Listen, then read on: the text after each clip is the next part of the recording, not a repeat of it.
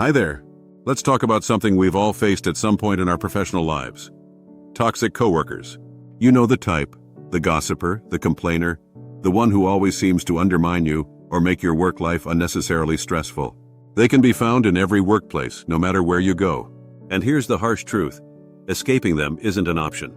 Toxic coworkers are an unavoidable part of professional life.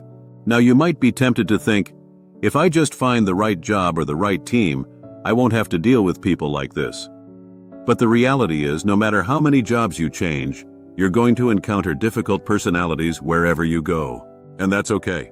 Instead of running away or feeling defeated, the best way to deal with toxic coworkers is to adjust your mindset, face the challenge head on, and develop strategies to protect yourself. This isn't just about surviving. It's about thriving, growing, and building resilience in your career. So today we're going to talk about 6 practical strategies to handle toxic coworkers. These approaches will help you stay calm, professional, and confident, no matter what kind of negativity comes your way. By the end of this video, you'll feel more equipped to handle workplace toxicity and keep your focus on what really matters, your own success and well-being. Let's dive right in. First, it's important to understand why toxic coworkers are unavoidable.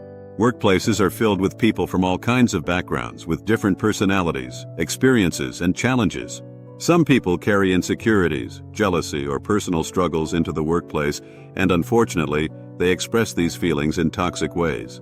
It might be gossiping, undermining others, or trying to stir up drama. This doesn't mean that there's something wrong with you or your workplace. It's just part of being around other people. And here's the key. Once you accept that toxic coworkers are inevitable, it becomes easier to focus on what you can control, your response and your mindset. Take Jenna, for example. She's a nurse who works with a toxic coworker named Laura. Laura constantly criticizes Jenna's decisions, often in front of others. At first, Jenna felt frustrated and even thought about quitting her job. But then she realized that every workplace would come with its own challenges, and leaving wouldn't solve the problem. Instead, she adjusted her mindset and saw Laura as a challenge to overcome. This shift made all the difference in how she handled the situation. Now that we've laid the foundation, let's move on to the first strategy: recognizing toxic behavior without taking the bait. Toxic coworkers thrive on provoking emotional reactions. They might make sarcastic remarks, criticize your work unfairly, or try to pull you into drama. Their goal is to drag you into their negativity and chaos. But here's the thing: you don't have to let them. When you recognize their behavior for what it is, you can take a step back and remind yourself that it's not about you. It's about them. Their insecurities, their issues, their need for control. For example, say you have a coworker who constantly interrupts you in meetings and dismisses your ideas. It's frustrating, I know, but instead of reacting angrily or defensively, you can stay calm and respond professionally. Something like, "I'd like to finish my point, and then I'd love to hear your feedback," is a great way to hold your ground without escalating the situation. Another way to avoid taking the bait is to focus on facts. Toxic coworkers often rely on exaggerations or emotional manipulation to get under your skin. By sticking to the objective truth, you can neutralize their attempts. For instance, if they criticize your work unfairly, you can respond with, "I appreciate your feedback, but I'd like to clarify that the report was submitted on time and met all the requirements." And finally, when dealing with passive-aggressive comments, neutral responses work wonders. If someone says, "I guess some of us care more about this project than others," you can reply with, "I'll be sure to focus on my tasks to meet the deadline." It's professional, calm, and doesn't give them the reaction they're hoping for. The next strategy is setting clear boundaries. Toxic coworkers often test how far they can push you, whether it's dumping extra work on you, dragging you into gossip, or invading your personal time. Without boundaries, their behavior can quickly take over your day. Boundaries are your shield. They protect your time, energy, and mental health. For example, if a coworker tries to offload their responsibilities onto you, you can politely but firmly say, "I'd love to help, but I have my own deadlines to meet." Another boundary to consider is limiting how much personal information you share. Toxic coworkers sometimes use personal details as ammunition. By keeping conversations professional, you make it harder for them to twist your words or create drama. And don't forget to control your availability. If they constantly interrupt you, you can respond with, "I'm in the middle of something right now, but I'd be happy to discuss this later." Let me share an example. Sam, an accountant, had a toxic coworker named Lisa who constantly interrupted him with urgent requests. At first, Sam tried to accommodate her, but it started affecting his own work. So, he set a boundary by saying, "I can help you after I finish this task at 3 p.m. Over time, Lisa's interruptions decreased, and Sam regained control of his schedule. The third strategy is knowing when to push back and when to let go. Not every toxic interaction is worth your energy. Some behaviors, like sarcastic remarks or minor criticisms, are better ignored. They don't impact your work or reputation, so letting them slide can save you unnecessary stress. But when their behavior crosses a line, like taking credit for your work or spreading false information, it's time to push back.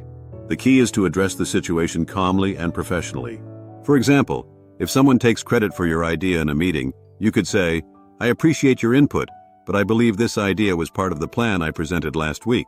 Documentation is also important here. If the situation escalates, having a record of incidents can help you make your case to management. Emily, a project manager, had to deal with this exact scenario. Her toxic coworker, Mark, often dismissed her ideas in meetings and later presented them as his own. After it happened a few times, Emily calmly addressed the issue by saying, "Mark, I'd like to elaborate on the idea I raised last week that you mentioned earlier." This helped her reclaim ownership of her work without creating unnecessary conflict. The next strategy is to act blissfully unaware of their negativity. Toxic coworkers feed on reactions. If you respond to their comments with anger, frustration, or defensiveness, you're giving them exactly what they want. Instead, respond with calm professionalism, as if you didn't even notice their negativity.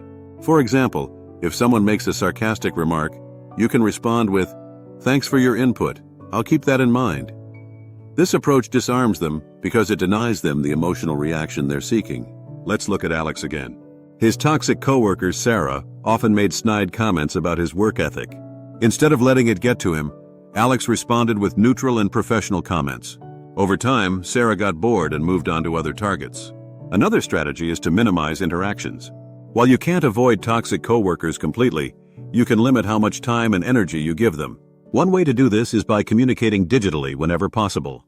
Email or messaging platforms create a record of conversations and help you maintain a professional distance. You can also schedule structured meetings with clear agendas if you need to collaborate. And when it comes to social settings, politely excuse yourself from situations where they might try to drag you into gossip or negativity. Maria, a graphic designer, had a toxic project coordinator who constantly criticized her designs without offering constructive feedback. To minimize unnecessary interactions, Maria switched to email communication. This reduced her stress and gave her a clear record of their discussions. Finally, let's talk about strategic communication. Toxic coworkers often manipulate conversations to create confusion or shift blame. To counter this, use closed-ended questions that require straightforward answers. For instance, instead of saying, "When will you finish your part of the project?" you could ask, "Have you completed your section of the project?" This reduces ambiguity and keeps the conversation focused. David, an engineer, worked with a toxic coworker who always avoided accountability. By asking clear, closed-ended questions like, "Has the report been submitted?" David ensured clarity in their collaboration and avoided unnecessary drama. Before we wrap up, here's one bonus tip: stay positive. Toxic coworkers thrive on negativity, but maintaining a positive outlook can shield you from their influence. Focus on your own achievements, surround yourself with supportive colleagues, and practice self-care outside of work. For example, Amanda, a teacher, dealt with a toxic coworker who constantly criticized her. To stay grounded, Amanda kept a journal where she wrote about her daily accomplishments and positive moments in her classroom. This simple habit helped her focus on the good and reminded her of her purpose. So, to recap, recognize toxic behavior without taking the bait. Set clear boundaries. Know when to push back and when to let go. Act unbothered by their negativity. Minimize interactions and communicate strategically. And remember to stay positive, because at the end of the day, you're in control of how you respond to toxicity. Toxic coworkers may be inevitable, but with the right mindset and strategies, you can rise above their behavior and thrive in your career. Thanks for watching, and I'll see you next time.